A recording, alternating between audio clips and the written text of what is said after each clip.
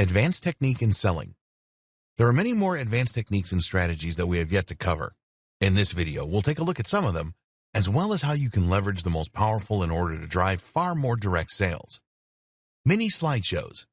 One of the great things about stories is the way that they naturally stitch together and play in sequence. This means that if you are thoughtful about which of your images you post in which order, you can turn your content into kind of a slideshow or video. This is a particularly popular way to promote articles, for instance. Here, each story might consist of a caption from your article or a key point that has a kind of cliffhanger and picture as a backdrop. The user would keep tapping through the stories to keep hearing more and to be guided through the narrative. It's an excellent strategy for engagement and for driving more people to an article. Instagram albums.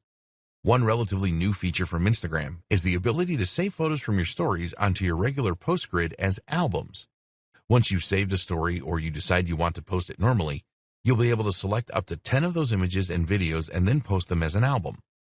This is a way to contain a whole story in a single node, perhaps an experience such as a trip abroad or a concert. This has the appeal of letting you turn your hard work into something more permanent and concrete. And of course, there is potential marketing value from these albums that extends beyond the life of a single post. Some say it cheapens the concept, but seeing as it's an optional feature, it's hard to argue with it. Selling. The main objective of any form of marketing is, of course, to sell, and converting that hard work into sales can sometimes be difficult, especially owing to some of the limitations of the platform. For example, Instagram does not allow you to include the swipe up to buy option through stories unless you have enough followers. You can opt to use Snapchat instead, as that does include a link, but that reaches a much smaller audience and a younger demographic. So instead, another option is to create a poll. The great thing about polls is that it allows you to see who answered and what they said. This means that you can contact individual users based on their answers. One way to use this is to run a poll asking people their opinion on whether your audience would be interested in X new product from you.